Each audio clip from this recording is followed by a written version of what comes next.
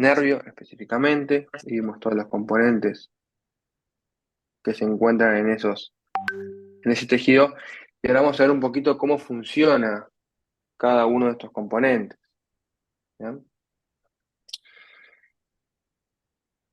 O sea que vamos a entrar en el mundo de la fisiología, dejamos la estructura para comenzar a hablar del mundo de la fisiología y cómo funciona todos estos componentes que vimos estructuralmente en las clases pasadas. Obviamente yo aquí voy a hablar de algunas cosas que todavía no vieron en la UTI 1 y que seguramente cuando las vean en la UTI 1 las van a comprender mejor. Pero bueno, iremos despacio y viendo cada uno de los temas. Es importante recalcar que para esta clase cambiamos un poquito los libros y ya no usamos los libros que estaban recomendados para la clase anterior, sino que nos pasamos a cualquiera de estos libros que aparecen aquí, donde tal vez, esto es muy a gusto personal, ¿no? Pero tal vez el más recomendado para ustedes por tiempos, profundidad y jerarquización de temas sea el Bernie Levy. Si no consiguen el Bernie Levy, no se preocupen, porque hay otros libros, como el Jusei, por ejemplo, que se está en la facultad de impreso, o el Besti Taylor. Cualquiera de estos tres libros dicen exactamente lo mismo, o sea, no hay diferencia entre las cosas que dicen, porque ustedes están viendo cosas extremadamente básicas vinculadas a un pregrado. No hay nada a discutir, no hay nada nuevo, no hay nada que sea ambiguo, sino que son cosas totalmente básicas desde la biología humana, que cualquiera de estos libros lo explican muy bien. Pero van a notar que la lectura es un poco más pesada de estos libros. Hay pocas imágenes, empiezan a aparecer cuentas, gráficas. Así que en la clase de hoy vamos a intentar analizar esas principales complicaciones que ustedes se enfrentan cuando encaran el libro. Además van a notar que cada uno de los temas que aparecen allí están ampliamente explicados. Y en las clases, como ustedes ya habrán visto en las clases de biomoléculas, en las clases de agua, en las clases de pH, en esas clases en realidad nosotros los docentes elegimos lo que ustedes mínimamente tienen que saber y no profundizamos todo lo que abarca el libro. Bien. Acá pasa lo mismo, ustedes se van a encontrar con capítulos enormes y bueno, ustedes tendrán que luego de la clase jerarquizar y ver qué contenidos se abordaron, cuáles no, y entendiendo que aquellos contenidos que no se abordaron no son necesarios que ustedes los manejen. Ese proceso de jerarquizar contenidos a la hora de estudiar es lo que se llama justamente estudiar y es lo que tiene que hacer todo estudiante universitario. Bien, entonces vamos a comenzar hablando un poquito y retomando lo que se trabajó en la clase anterior, que habíamos visto a esta célula. Habíamos visto la neurona, que estaba compuesta por un núcleo y un nucleolo, donde el núcleo era eucromático, con nucleolo evidente, un citoplasma intensamente basófilo, que en algunas tinciones particulares se coloreaba con los grumos de níquel, que eran los retículos endoplásmicos rugosos de ese citoplasma, y que ese cuerpo celular se llamaba soma, y que de él se formaban diferentes campos receptoriales, dependiendo del tipo de neurona. Encontramos neuronas unipolares, pseudounipolares, fusiformes, multipolares, piramidales, etc. En este caso que aparece aquí en este esquema, encontramos una neurona multipolar, ya que podemos observar que del soma salen numerosas prolongaciones que se ramifican en ángulo, pequeño ángulo cerrado, y a su vez presentan varias generaciones de ramificaciones. Primera generación, segunda generación, tercera generación, cuarta generación. Bien, acá hemos visto primera, segunda, tercera toda esta y cuarta cualquiera de estas. Bien, acá creo que vemos una quinta, primera, segunda, tercera, cuarta, quinta. Bien, entonces ustedes pueden ver que son prolongaciones cortas, muy ramificadas y que son en el ángulo agudo. Por lo tanto, seguramente se trate de las dendritas. Y las dendritas era aquel sector de la célula que se encargaba de recibir las diferentes señales que provenían de otras células. Sin embargo, cuando nos vamos al otro polo de la neurona, observamos que hay una única prolongación, delgada, pequeña, fina, que habitualmente no se suele visualizar al microscopio óptico, y que es el axón. Y que este axón se encontraba tanto en sustancia gris como en sustancia blanca y en sustancia gris. Algunos de estos axones estaban recubiertos por la mielina, que estaba formada por aquella célula de Schwann, que en el sistema nervioso periférico se encargaba de formar la mielina, y por los oligodendrocitos, que en el sistema nervioso central se encargaba de formar la mielina. Estos axones son los que van a enviar la señal, la sinapsis, la señal eléctrica, y van a permitir la comunicación interneuronal. A este conjunto de prolongaciones que tienen nombres según sus características morfológicas, también le dábamos nombres de acuerdo a el tipo de señal y su función. Habíamos establecido que el sistema nervioso permite establecer conexiones de tipo eferentes y aferentes. Una aferencia era algo que llegaba a esa célula y una eferencia era lo que salía de esa célula. Es decir, que cuando a nuestra célula llega una aferencia, nuestra célula se convierte en el elemento postsináptico.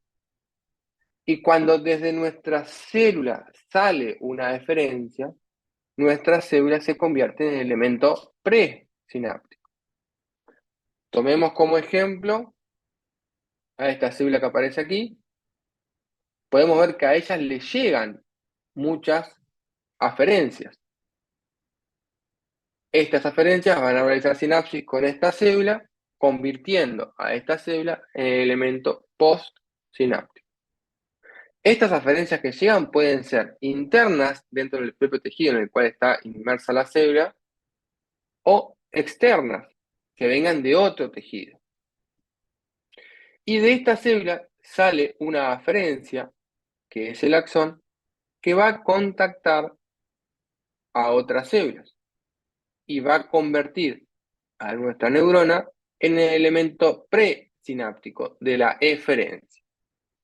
Entonces, como pueden ver, una célula o parte de una célula puede ser una aferencia o una aferencia, o puede ser un elemento pre o postsináptico, todo dependiendo de cómo se estén estableciendo las conexiones y desde dónde nosotros estemos parados visualizando a nuestro elemento sináptico.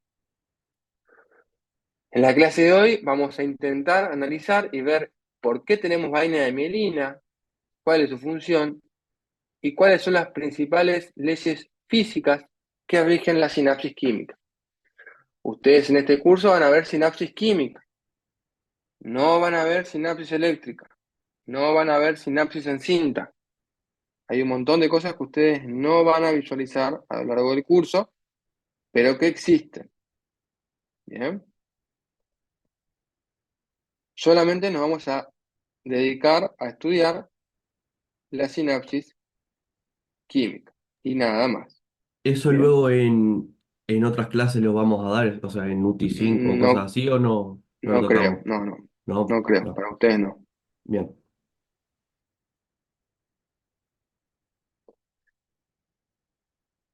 Entonces, vamos a recordar qué es una fibra nerviosa. Sí, Santiago, decime.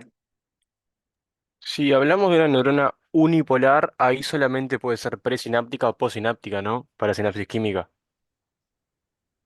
Sí, no sé qué otra cosa, o sea, no sé por qué decís que esa neurona sería pre y post, o sea, No, otras porque neuronas siempre tienen, habíamos visto pseudo unipolar, que en realidad, o sea, tiene solo una ramificación, pero actúa como si tuviera dos. sí, Pero claro, unipolar pero quiere es, decir que es solamente una ramificación, ¿no? claro, pero esa neurona puede ser pre y post, independientemente de la cantidad de ramificaciones. Ah, bien, está. Por eso no entendí lo que me querías decir, porque si tiene una neurona tiene un solo axón o una sola prolongación, esa prolongación puede emitir, entonces puede ser un pre o puede recibir, y puede ser un post. Yo entendí, yo ¿Bien? entendí. Por lo tanto, estas ramificaciones se denominan fibras nerviosas. Estas fibras nerviosas también se las llama neuritas y están compuestas por estas prolongaciones neuronales que habitualmente son el axón, que se encuentra rodeada de su cubierta glial. Se encuentra rodeada por ya sea una vaina de mielina o por el neurilema del oligodendrocito o célula de Schwann, recubriendo y convirtiendo a esta fibra en fibra amielínica. Y habíamos visto que en cada una de estas neuritas o estas prolongaciones habían cosas. ¿Ustedes se acuerdan qué había en cada una de estas prolongaciones? ¿Qué diferencia tenían desde el punto de vista intracelular?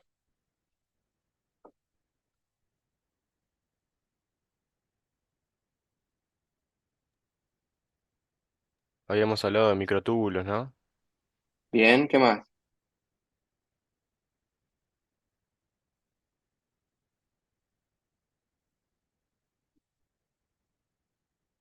Filamentos de actina era, no. Sí, citoesqueleto, clonal NUT1, ¿qué más? Había algo que nos permitía diferenciar particularmente de dendrita de axón. Los nodos de Rambier. Bien, esos nodos de Rambier no son elementos subcelulares. Acá la pregunta es, ¿qué hay adentro de estas neuritas que nos permite diferenciar axón de dendrita? Habíamos visto que los axones habitualmente suelen tener organelos en su interior. Se encuentran mitocondrias, dendritas, tienen organelos. Perdón, mitocondrias, retículos. Mientras que las dendritas no tienen organelos, tienen solamente componentes del citoesqueleto. Y hemos hablado que este citoesqueleto se encuentra continuamente en movimiento y que transporta diferentes tipos de moléculas. Este citoesqueleto contiene proteínas motoras asociadas al citoesqueleto que transportan a los diferentes organelos y que transportan a las diferentes proteínas que tienen función sináptica y de mantenimiento celular para que la célula pueda cumplir sus funciones. Habíamos hablado que existía un transporte anterógrado y un transporte retrógrado que estaba vinculado al transporte de las diferentes organelos o partículas desde el soma y hacia el soma, siendo desde el soma hacia afuera el anterógrado y desde afuera hacia el soma el retrógrado. Ya hemos visto que el retrógrado estaba llevado adelante por la proteína dineína, mientras que el anterógrado estaba llevado adelante por la proteína quinesina. ¿Bien? Mediante este transporte anterior y retrógrado, la neurona transporta a través de sus prolongaciones los diferentes componentes para que se pueda establecer la sinapsis que vamos a ver a continuación. En la neurona que vamos a trabajar, el modelo que nos vamos a dedicar a estudiar, el axón es único. Hay neuronas que tienen múltiples axones o que tienen axones con múltiples ramificaciones, pero nos vamos a centrar solamente en las neuronas de axón único. Y habíamos visto que este axón contiene tres porciones principales: el cono axónico o segmento inicial, el segmento de conducción y el segmento terminal o pieza sináptica o botón sináptico, que habitualmente suele estar con ramificaciones para contactar a las diferentes neuritas o dendritas del elemento postsináptico.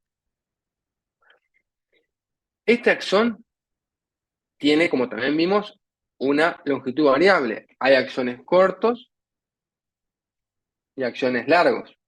Por ejemplo, la neurona que contacta el músculo pedio es mucho más larga que la neurona que contacta el músculo del dedo. Estructuralmente, su ramificación suele ser en ángulo recto.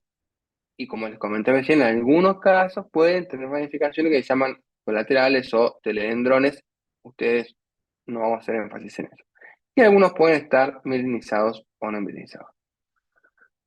Hasta el momento, con esta clase, yo quiero que ustedes comprendan muy bien que cuando ustedes ven una neurona coloreada con la técnica de Golgi, como aparece acá, que nos permite ver la citoarquitectura neuronal, esta prolongación que está acá no es el axón. ¿Bien? Esta prolongación que está acá deforma el citoplasma, presenta múltiples prolongaciones en el ángulo agudo, por lo que lo convierte en dendrita. El axón forma un ángulo recto con la neurona y para ustedes no va a tener prolongaciones. Y habitualmente es tan delgado y tan finito que no se puede visualizar. Pero la axón es muy importante, ya que al tomar a este elemento celular como referencia, podemos clasificar a las células según la longitud del axón. Las clasificamos en axón largo o axón corto, donde habitualmente las de axón largo son neuronas principales y las de axón corto son interneuronas. Habitualmente las neuronas principales son de Golgi tipo 1, porque son excitatorias. Ahora vamos a ver qué es eso. Y habitualmente las de axón corto son de Golgi tipo 2 o de interneuronas, porque habitualmente son inhibitorias.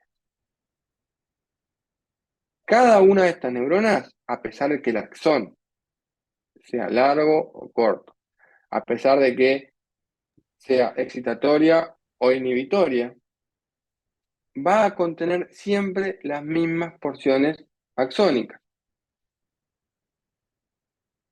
Un segmento inicial, un segmento de conducción y un segmento terminal. De esta forma, la neurona puede establecer diferentes tipos de sinapsis.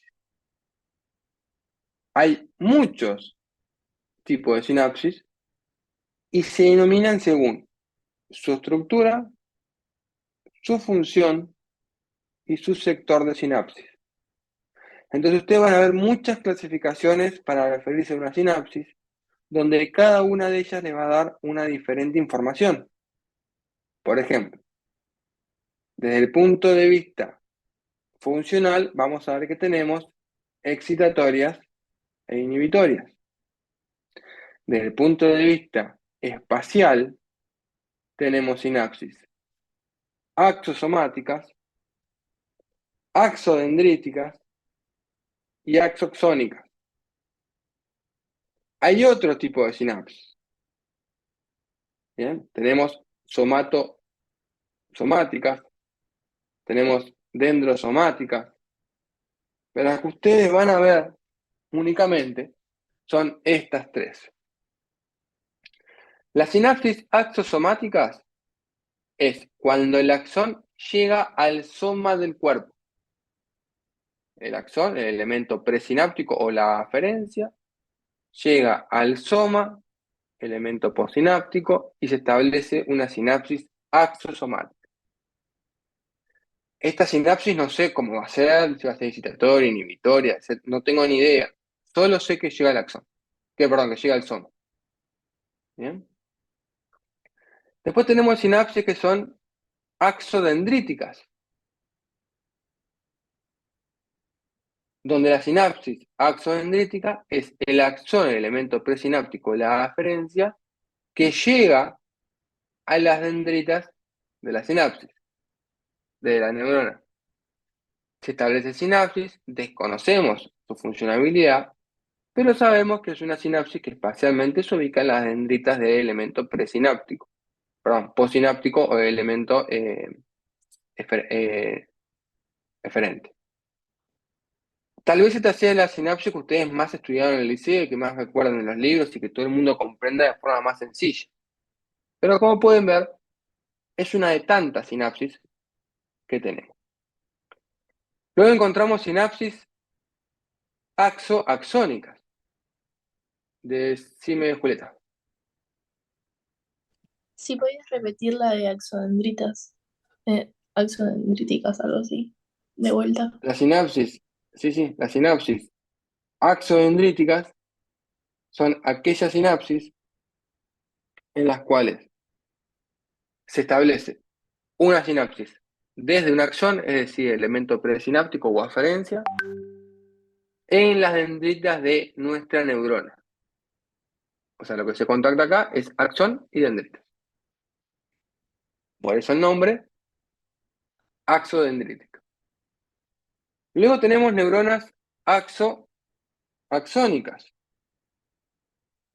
Las neuronas axónicas son las que se establecen con el axón de elemento presináptico con el axón de elemento postsináptico. Acá pueden ver un ejemplo, donde el axón de la aferencia va a llegar al axón de nuestra neurona. Entonces aquí mencionamos 3 tipos de sinapsis diferentes desde el punto de vista espacial. Pero no sabemos qué está pasando desde el punto de vista funcional. Desconocemos cómo es la función de estas sinapsis. Para poder esclarecer la función de esta sinapsis, debemos conocer qué es lo que está pasando a nivel funcional y cómo funciona una sinapsis. Una sinapsis se genera porque ocurre un potencial de acción. ¿Bien? Este potencial de acción va a ser quien va a guiar la dirección del impulso y el potencial de acción se genera por el movimiento de cargas. ¿Qué tipo de cargas encontramos adentro de la célula? Encontramos iones como el sodio y el potasio, donde ambos tienen cargas positivas. Pero también encontramos otros tipos de iones, como por ejemplo el cloro, que tiene carga negativa.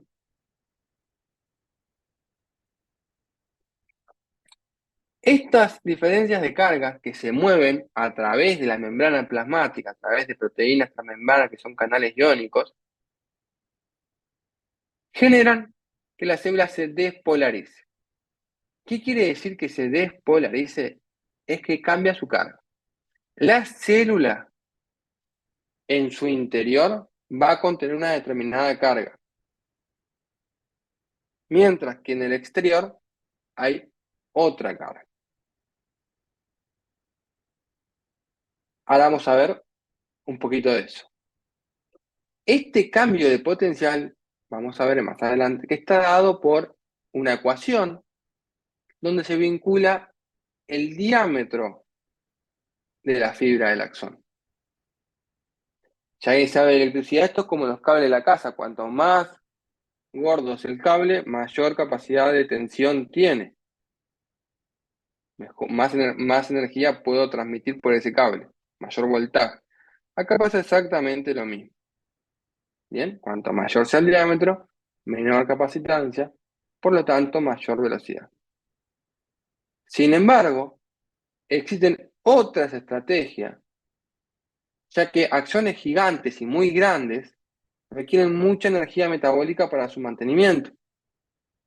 Entonces las células han encontrado una estrategia de minimizar la fuga de carga de iones con algún aislamiento, que es la mielina. Esto es a gran escala lo que sucede con cada uno de estos sectores, pero vamos a analizar y ver cada uno de estos sectores por separado. Para ello, primero es necesario establecer cuál es el potencial de membrana de la célula. La célula, la membrana plasmática, funciona como un aislante. No permite pasar elementos, permite selectivamente el pasaje de elementos de un lado a otro de la membrana. Por lo tanto,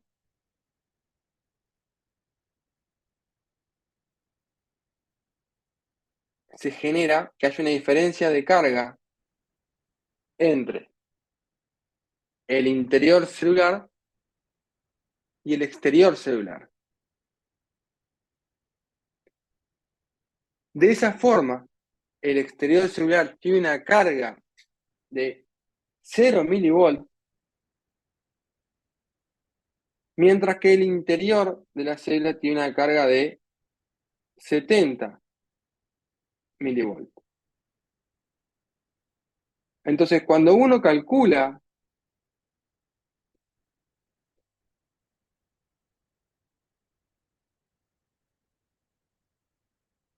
el potencial de acción,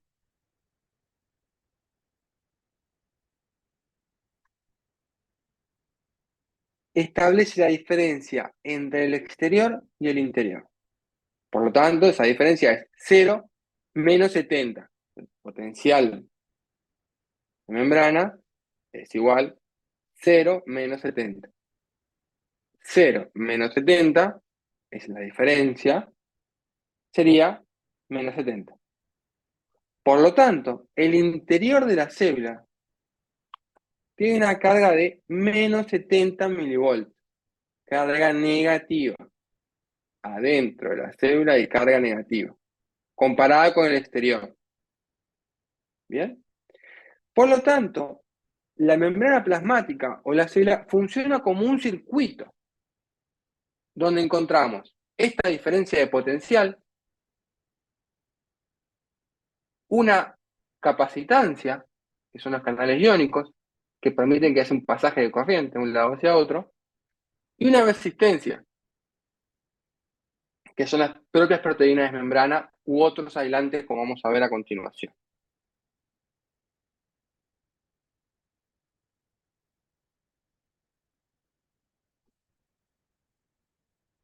Cuando uno suma y analiza una fibra, lo que está haciendo es analizar una membrana muy, muy larga.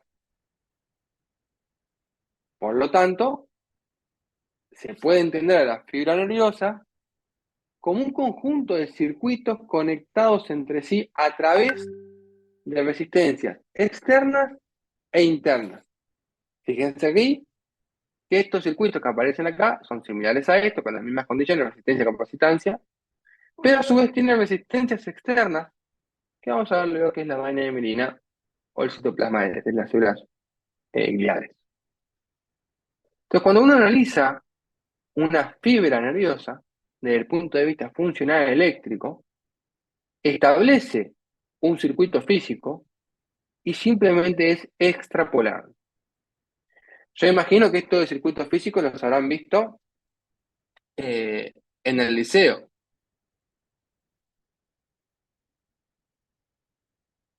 Sí. Sí, en física. Entonces, Algo en sí. física, exacto.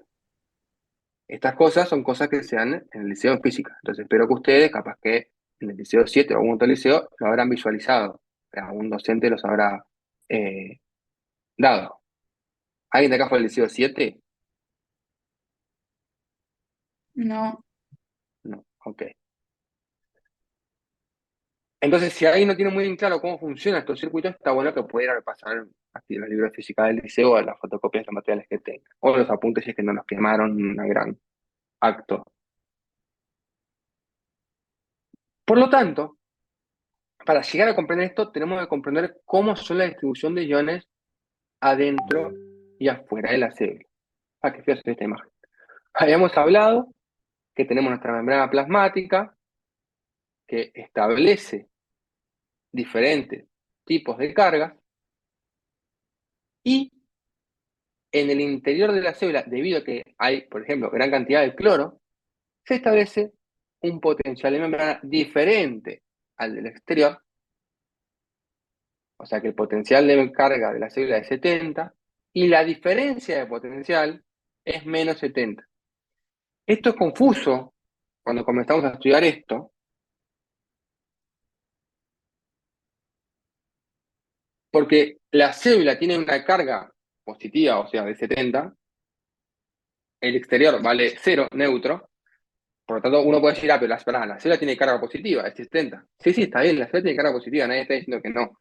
Pero la diferencia de potencial de la célula es negativa, que es menos 70. Entonces, todo depende de uno cómo diga la información. ¿Ah? Esto ustedes lo ven, para que algo más cotidiano, lo ven en las noticias. Los diferentes diarios que responden a diferentes partidos políticos levantan la misma noticia con diferentes encabezados. Están diciendo los dos lo mismo. El tema que es como que yo diga, no sé, vamos a poner algo policial, ¿no? Fulano fue denunciado. A fulano se le hizo una denuncia. Estoy diciendo la misma información, pero haciendo énfasis en diferentes cosas. Primero, en el primer enunciado, fulano fue denunciado, estoy diciendo que ese sujeto sufrió. Y cuando digo a fulano le hicieron una denuncia, estoy sacándole la culpa a ese sujeto y estoy poniendo en otro sujeto. Acá pasa lo mismo. La cera tiene un potencial positivo, pero la diferencia de potencial de membrana es negativo.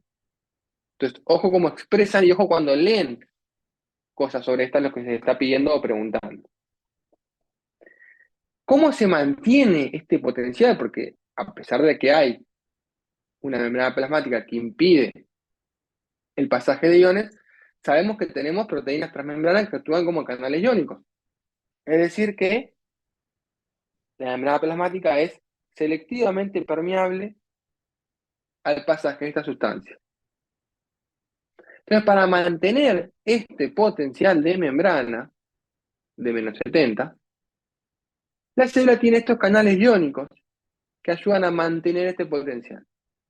Estos canales iónicos funcionan como una capacitancia y como una resistencia, porque oponen también a resistencia.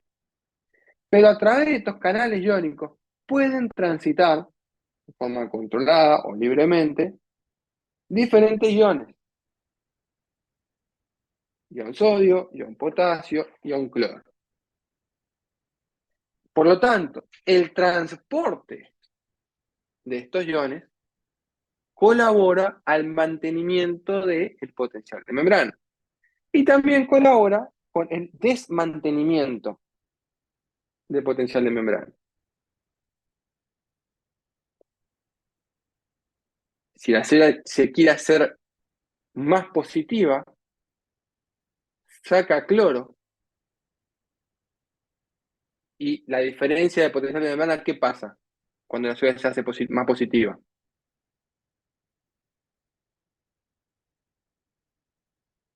Disminuye. Disminuye, se hace más negativa. Si la célula se quiere hacer más negativa, eh, ingresa cloro o saca potasio o sodio y eso cambia el potencial de membrana. Entonces la célula puede regular su potencial de membrana, aparte de mantenerlo, a través de estos canales iónicos. Existen muchísimos canales iónicos y son sumamente interesantes, tan interesantes que pueden generar patologías estos canales iónicos.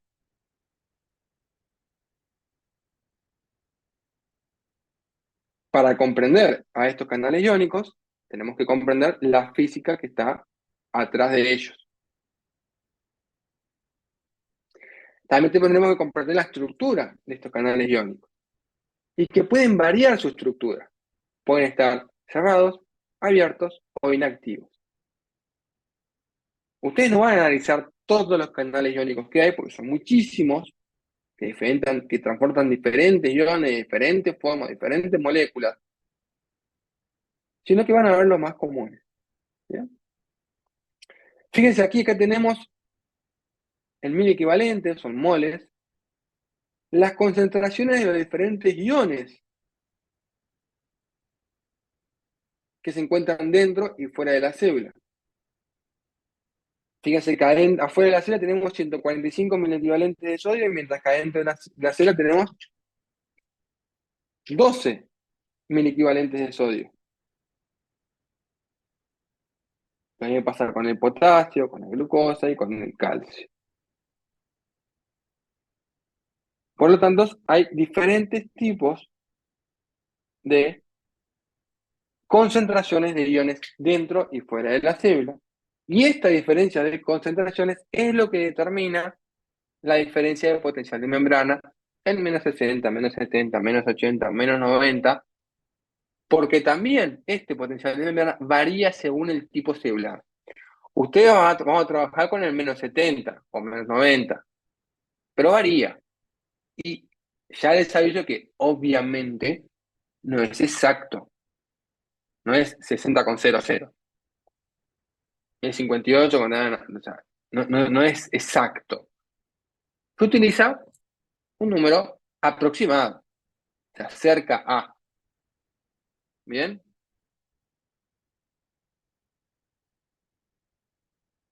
Este potencial de acción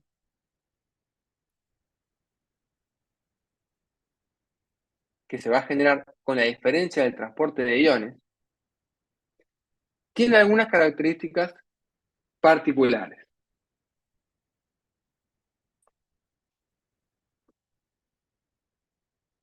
El potencial de acción que se genera, que es cuando cambia el potencial de membrana de la célula, tiene una breve duración.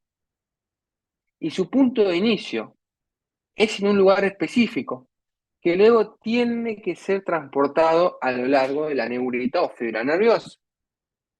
Habíamos visto recién que cuanto mayor diámetro tiene mi fibra, mejor transporte de este potencial de acción. Ven que desde el punto que se genera, o sea, la señal cae. Esto también de diferencia de carga, ¿verdad? Acá una gran diferencia de carga y luego cae, pero en el tiempo, en milímetros, en el tiempo y en distancia, que el tiempo de distancia sobre longitud, es capaz de transportar mayor cantidad de distancia en el tiempo. Mientras que una fibra más delgada, esta señal cae rápidamente y se pierde. Ahora, hemos visto que cuanto mayor es el diámetro, menor es la capacitancia y la resistencia, y por lo tanto, mayor propagación del impulso. Sin embargo, fibras grandes llevan mucho gasto metabólico. Entonces, la célula ha encontrado formas de solucionar estos problemas. Por lo tanto, las neuronas tienen capacidad de modificar su potencial de membrana de reposo. Aquel menos 60 lo pueden modificar. Y pueden establecer potencial de acción sináptico y potencial de acción presináptico, como vamos a ver a continuación.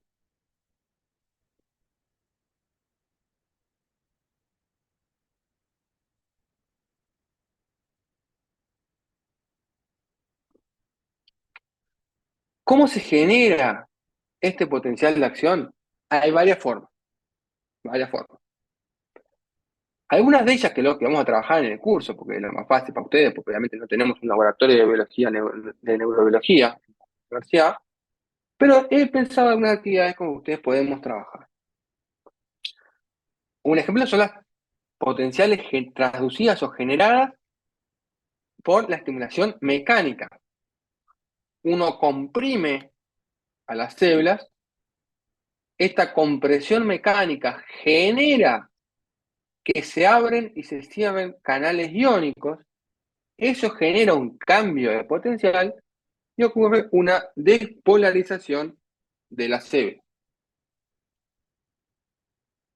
Por supuesto, que además de eso yo puedo obtener el mismo resultado estimulando directamente con electricidad o con cambios de iones a las células y generar de diferentes potenciales de acción. Bien, al generar estos cambios de potenciales de acción, nos encontramos que pueden haber dos grandes cambios. Pueden existir despolarizaciones y pueden existir hiperpolarizaciones. Una despolarización es cuando la diferencia de potencial de membrana se vuelve menos negativo. O sea, se hace más positivo.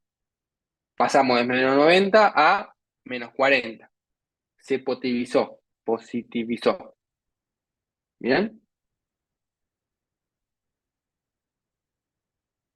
Y una hiperpolarización es cuando la diferencia de potencial de membrana se vuelve más negativo.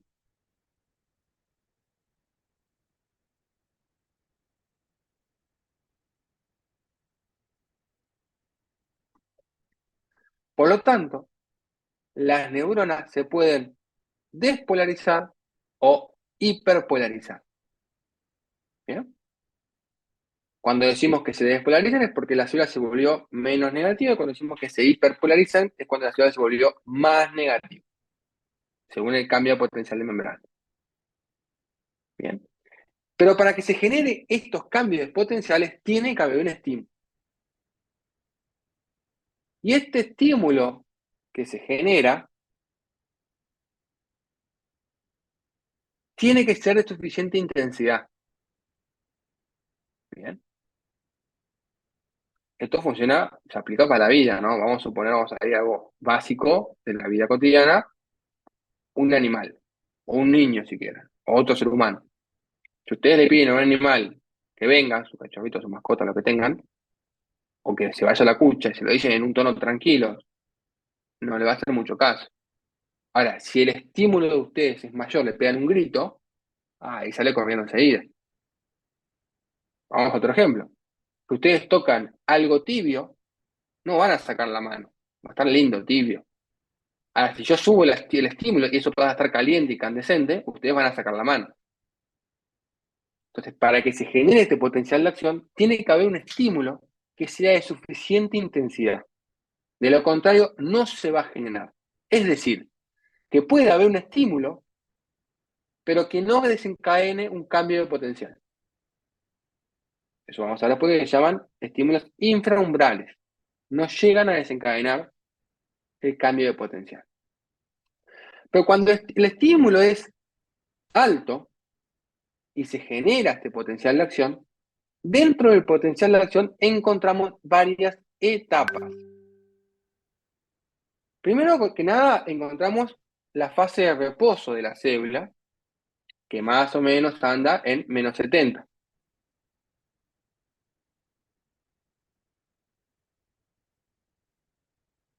Cuando llega el estímulo, que tiene que ser suficientemente fuerte para generar el potencial de acción,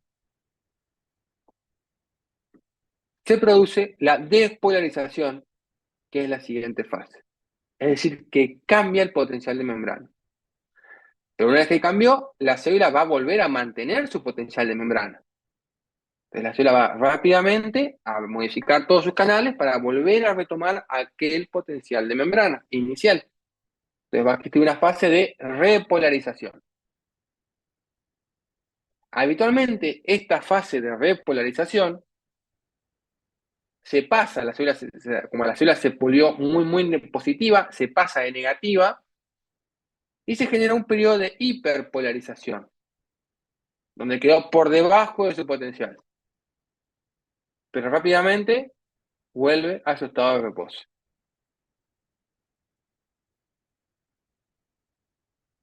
¿Tengo un chat? Ok, Profe, ¿podría explicar eso último que no entendí bien? sí. Tenemos un potencial de -70. Llega al estímulo y la célula se hace más positiva, alcanza un potencial de -30. La célula está a -30, pero estaba al -70. Entonces se va a tender a repolarizar para llegar a -70. Pero como se positivizó mucho y quiere ser más negativa, abre muchos canales y en vez de -70 se va a -110 o -90, para que no entiendan, -90. Ahora, de ese -90, que está hiperpolarizada, va a tender de nuevo a llegar a -70 para su potencial de reposo. Acá en esta gráfica lo pueden ver mejor. Potencial de membrana de reposo, despolarización, repolarización, hiperpolarización, de nuevo potencial de membrana. Entonces la célula, cuando ocurre un estímulo que la despolariza, va a tender a recuperar su potencial de membrana. Estos cambios de potenciales se deben a las modificaciones de los diferentes canales iónicos que encontramos a lo largo de la membrana plasmática de la célula. Habíamos dicho que teníamos canales de sodio, canales de potasio, canales de cloro, canales de glucosa, muchos canales. Ustedes van a ver dos, sodio y potasio. Y fíjense que cuando ocurre esta despolarización, donde la célula se vuelve más positiva, o el potencial de membrana en realidad se vuelve más positivo, no es que la célula se hace más negativa, pero se vuelve más positivo, el potencial de membrana, este cambio de potencial se debe principalmente a la activación de los canales de sodio, donde se abren e ingresa gran cantidad de sodio.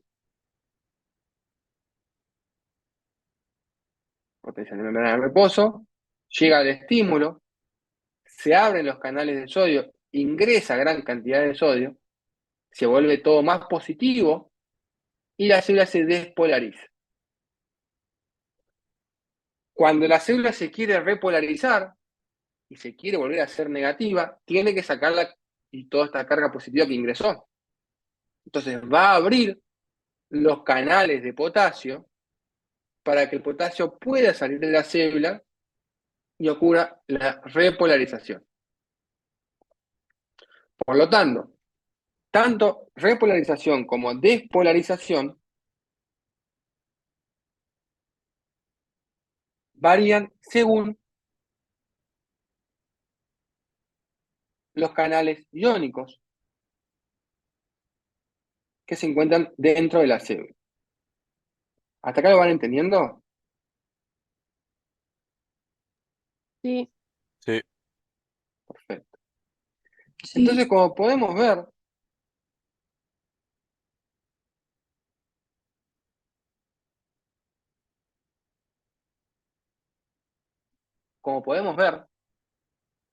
el potencial de membrana está influenciado por diferentes variables.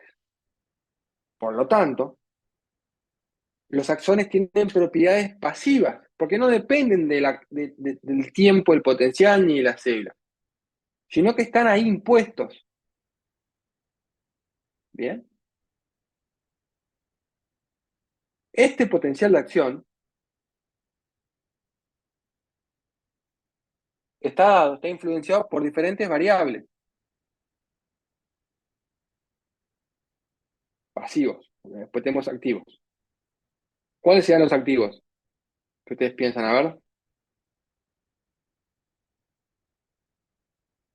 ¿qué puede modificar la célula para que se modifique el potencial de acción?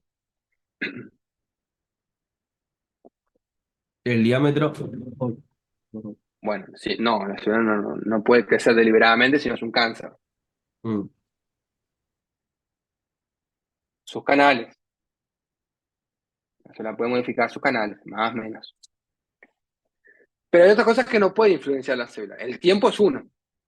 Es decir, el tiempo que dure el estímulo, por ejemplo,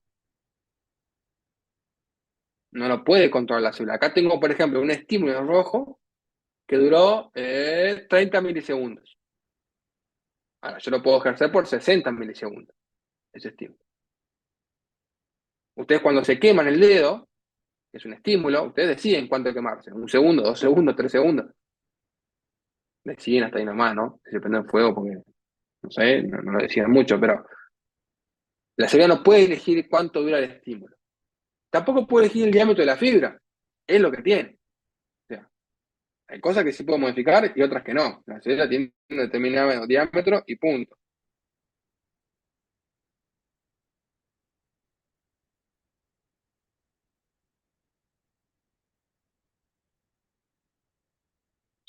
Y lo otro que no puede elegir la célula es la intensidad del estímulo. Es decir, qué tan fuerte es ese estímulo. Acá no lo vemos, pero este estímulo tiene una duración y tiene una intensidad, vamos a suponer, de 30 milivoltios. Yo puedo estimularlo más. Entonces, ocurren dos situaciones particulares. Yo puedo poner muchos estímulos de la misma duración y de la misma intensidad en 10 segundos. O sea, si yo pongo un estímulo por segundo, no es lo mismo que poner dos estímulos por segundo. Si yo pongo dos estímulos por segundo, estoy haciendo una suma temporal de estímulos. En el tiempo estoy agregando mayor cantidad de estímulos.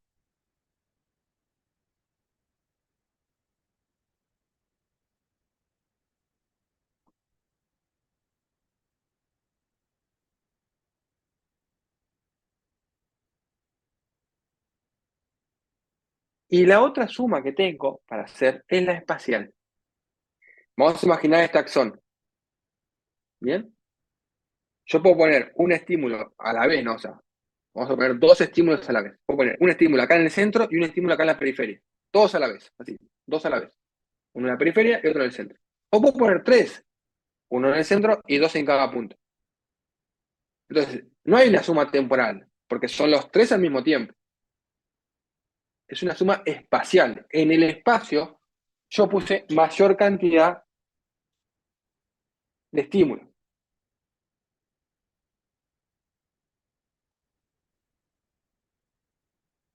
Esto genera que haya diferentes cambios de potenciales que responden a las propiedades pasivas de los axones.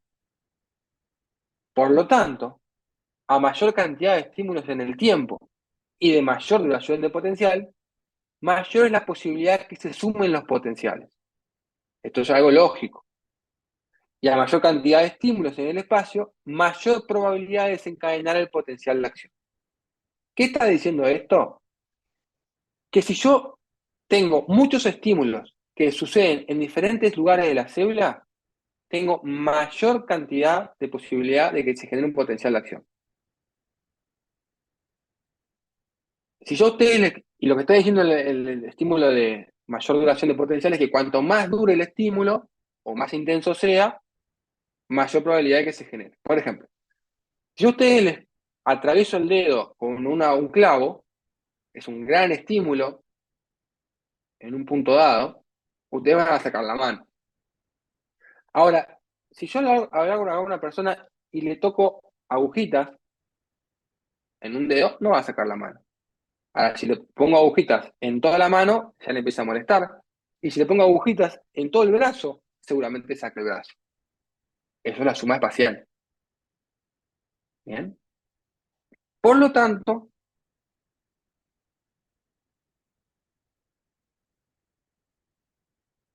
tenemos diferentes formas de desencadenar estos potenciales de acción que dependen de las propiedades pasivas de la neurona y encontramos propiedades pasivas o propiedades del potencial de acción.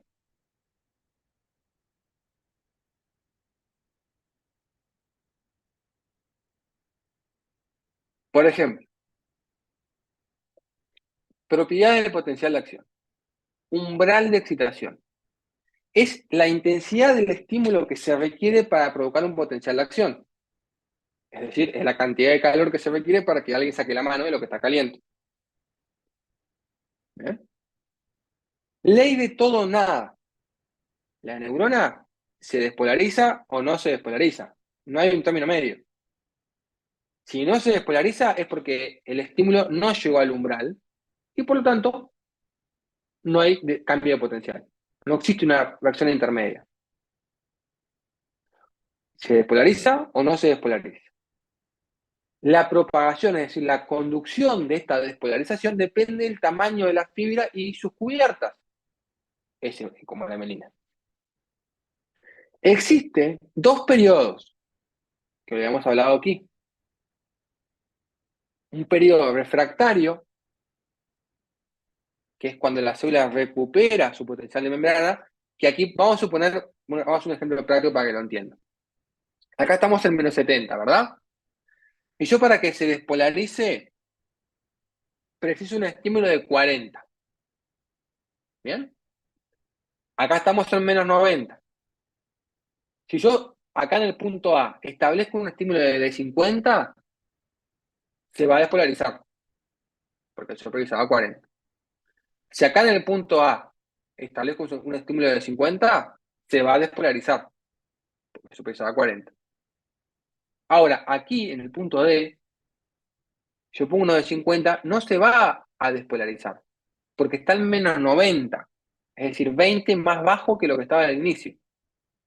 El estímulo para que ocurra aquí una despolarización tiene que ser más alto, tendría que ser menos 70, de 70.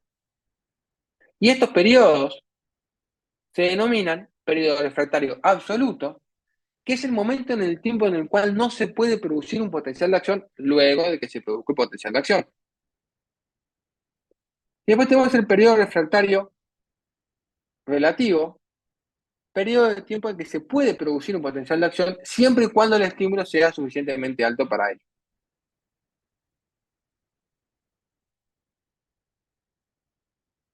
Una pregunta. Sí, ¿Hay alguna relación? Por ejemplo, ponele que a más 40 se despolariza la neurona, ¿no? Y se ejerce un potencial de acción.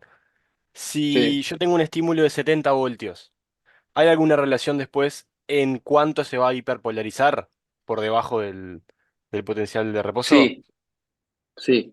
Pero para sí hay una relación y es fija, es constante en la normalidad, ¿no? Es fija y es constante en cada célula. Hay que determinarla, en algunas se sabe, en otras no. Pero sí, siempre lo Ok. mismo, la ciudad funciona como una maquinita, siempre lo mismo. En la normalidad, ¿no? Porque hay cosas anormales. Uno puede jugar con esto, como tú decís, y el mundo juega con esto, como esta persona juega con este pez. Y eso genera que pueda haber una gran variación de lo que se puede hacer con los potenciales de acción. Ustedes que son gente del océano, de sal y arena, ¿alguna vez vieron este pez?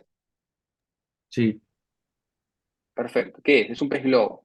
En Uruguay, a ¿no? tanto llega alguno, yo he pescado alguno también, se inflan. Por suerte los que llegan de Uruguay son tan chiquitos que por suerte no pasa nada, pero son extremadamente venenosos.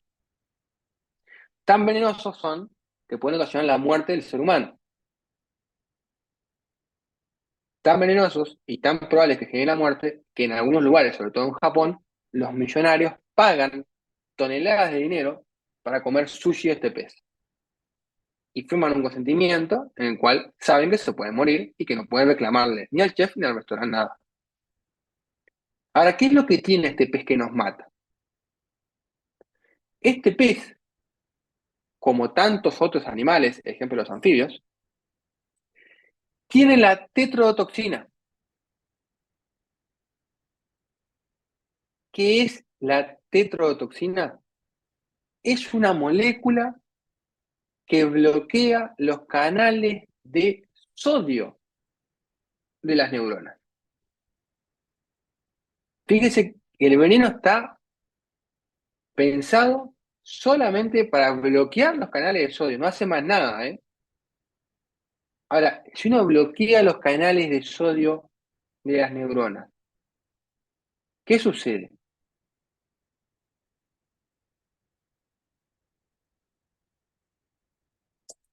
Le doy una pista. ¿Qué sucede? No sucede el potencial de acción. No No se se genera despolariza. nunca el potencial de acción, porque la despolarización está vinculada a la entrada de sodio. Al estar bloqueados los canales de sodio, no sucede la despolarización. Se pueden imaginar que esto genera diversos problemas médicos.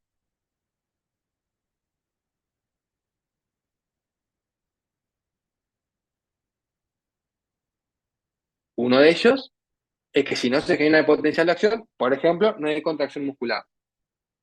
Si no hay contracción muscular, aparte de que no nos movemos, no respiramos y nos morimos de un paro respiratorio, porque el diafragma no se mueve. Entonces, la explicación de por qué este pececito tan lindo mata es porque bloquea los canales de sodio. Pero también sirve para otras aplicabilidades. Por ejemplo, estudio del dolor. Ustedes sienten dolor porque células nerviosas se despolarizan y transmiten una señal. Entonces, regulando a dosis baja y bloqueando algunos canales de sodio, pero no todos, podemos hacer que estas señales se bloqueen y que los pacientes sientan menos dolor.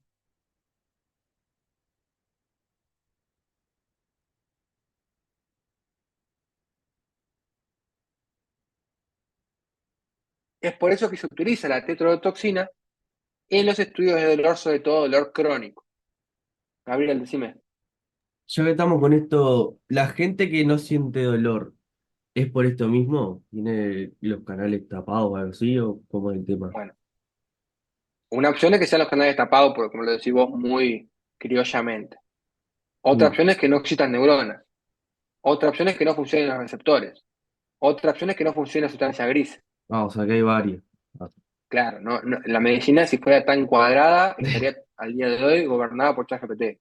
Por suerte, y aprovechemos estos momentos que nos quedan, no es tan cuadrada y no puede ser gobernada por ChatGPT. Un bien, algoritmo, no bien. hay forma que un algoritmo lo desentrañe, porque hay muchas variables gigantes, enormes, que no da todavía la inteligencia artificial para manejarlo. Entonces, no es una opción, sí, puede ser que estén bloqueados los canales. No está mal, pero hay otras. No es solamente por eso. Ahora, todo esto que estamos hablando, los canales, los tamaños de los axones, de los potenciales, los periodos de propiedades pasivas, todo esto sucede en el nervio periférico. Hemos visto que el nervio periférico era aquella estructura que se encontraba formada por numerosos axones, que algunos de ellos estaban cubiertos por mielina, mientras que otros no. Habíamos hablado del nervio, que le encontrábamos sectores, epineuro, perineuro, endoneuro.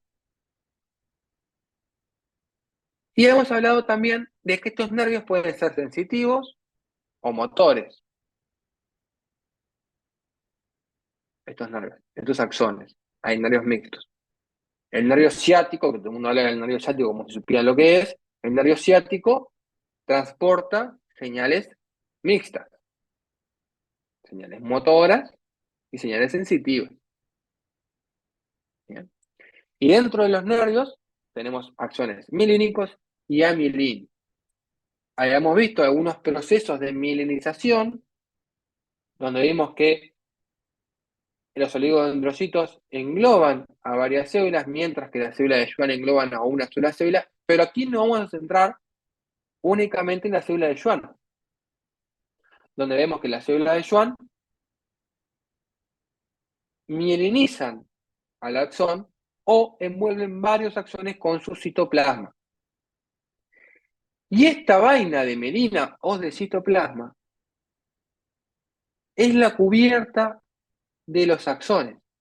Y ahora sabemos que los axones contienen canales, y que los axones contienen iones, y que los axones contienen cambio de potencial, y que todo esto está cubierto por una cubierta. Es como si fuera el cable que recubre al cobre, el plástico, ¿verdad? Que recubre el cobre, el cobre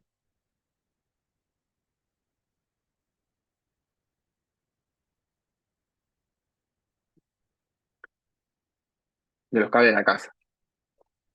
Esta mielina tiene algunas funciones particulares. Aumenta la velocidad de conducción, mantiene el estímulo por largas distancias y ahorra espacio. La mielina ocupa menos espacio que un axón bien ancho.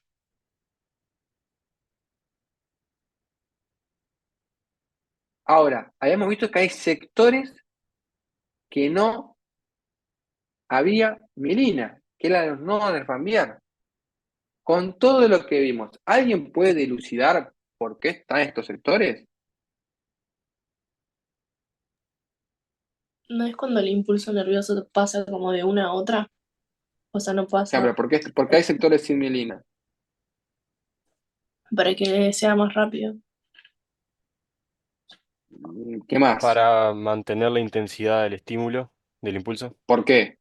¿Por qué? porque hay canales de sodio, potasio. Perfecto.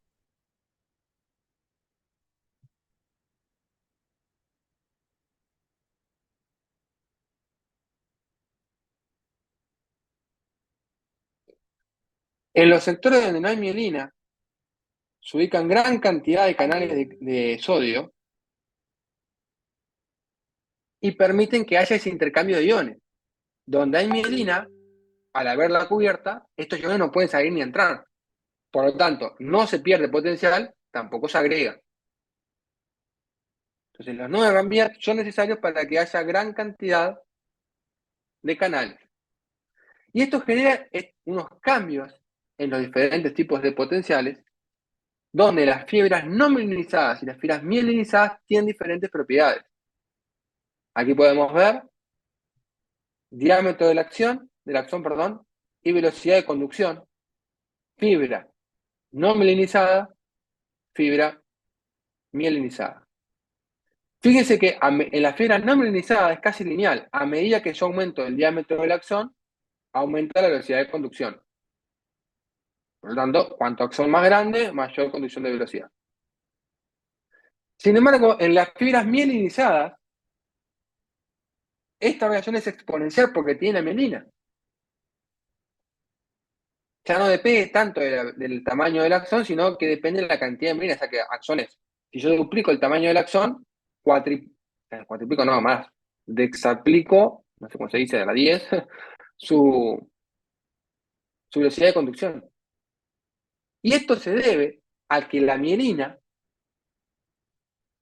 genera la posibilidad de no perder cargas. Cuando está la mielina no se pierde carga, porque los iones no pueden salir, tampoco pueden entrar. Y cuando llegan al nodo de Rambier, estos iones salen y entran y se potencia el potencial de acción. Aquí lo pueden entender mejor. Tenemos un potencial de acción que viene, nodo de Rambier sube la intensidad. Se transporta, no se pierde porque no se deja salir los iones. Siguiente potencial de acción, salen iones, entran iones, se cambia de iones, sube de nuevo. Entonces genera que en cada nodo de Rambier es como si ocurriera un estímulo. Pero no está ocurriendo un estímulo, el estímulo ocurrió una vez al inicio. Pero el nodo de Rambier simula que hay varios estímulos, como si fueran varios estímulos a la vez.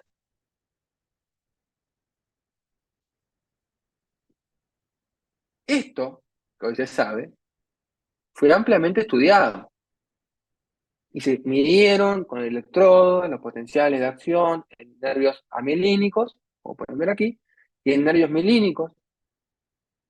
Y se vio primero que había un mantenimiento del potencial y una retroalimentación positiva del potencial, y luego se vio por qué. Se vio que, como muestran acá en este esquema, donde están los nodos de Rambier, hay gran cantidad de iones.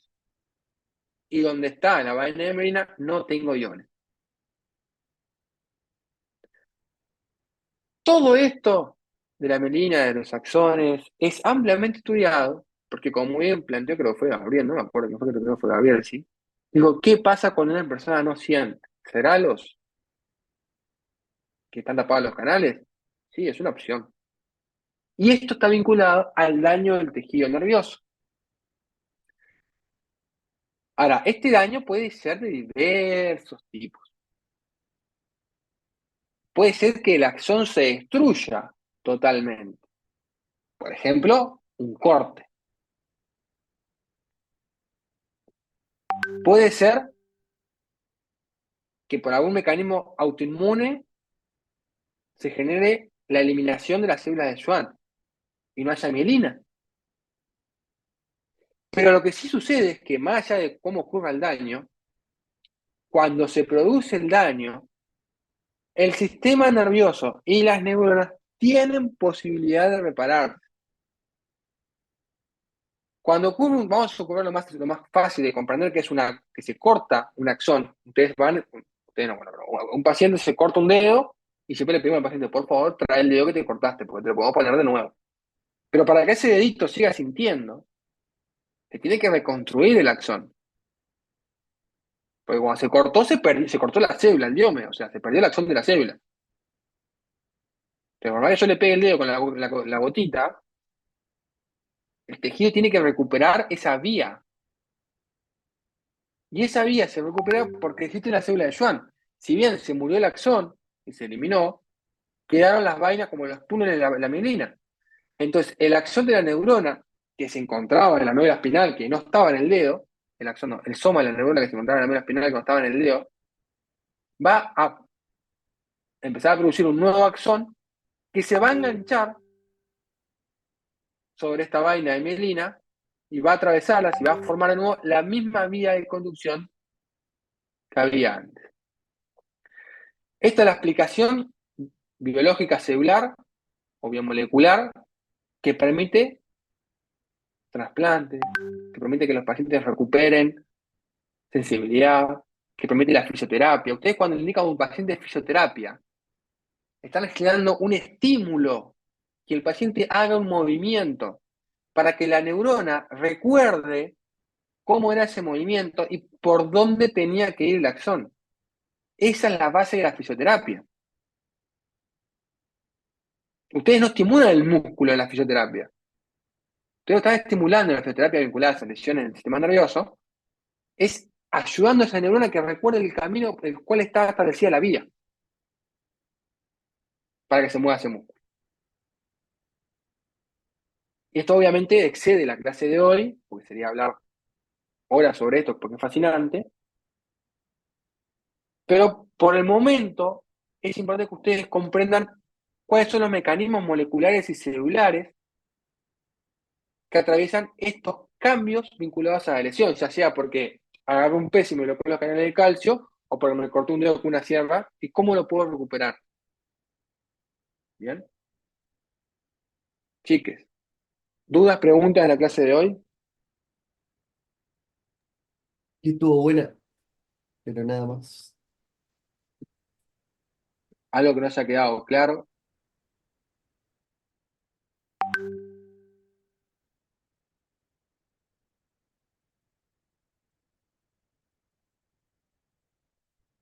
Es importante que ahora ustedes puedan recurrir a los libros que les comenté, que son diferentes a los que están usando, se hagan amigos y amigas de esos libros y puedan comenzar a estudiar.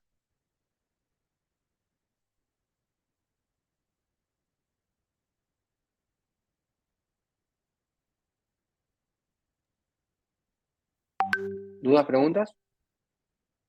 No. Parece que no. Yo tengo una La pregunta. clase que viene, sí, decime. Es sobre los libros.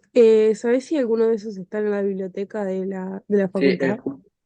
sí, el Jusei creo que está. Bien. No Y sé otra pregunta. si, para déjame ponerle la pregunta en los libros, no sé si están disponibles, porque está todo el mundo tomándolos, pero sí están, existen. Decime, sí, la otra pregunta, ¿cómo quién fue? ¿Se consiguen fácil en internet? Creo que vieron el link que yo les pasé. Sí. Si no me equivoco, lo voy a chequear, pero en el link que les pasé tiene que estar. A ver, el Bernie Levy está, el Jusei está, y como tal el otro, no sé cuál era el otro, el Bessie Taylor no está, pero el Jusei y Bernie Levy están Tablas. en PDF, ya los pueden ver ahí. Bien, la clase que viene después del turismo vamos a ver sinapsis, que ya se empieza a complicar un poco el curso, así que bueno, disfruten por ahora, descansen o pónganse al día, depende de cada uno lo que tenga que hacer. Profe, ¿viste el mensaje que mandaron Luca y Bruno? Sí, lo acabo de leer. No, la idea no Ah, es subir evaluaciones por ahora sobre estos temas.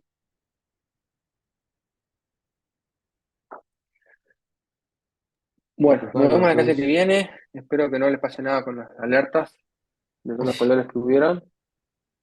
Que pasen muy bien. Felices Igualmente, vacaciones. profe, chao. Chao. Igualmente, Igualmente. profe, nos vemos.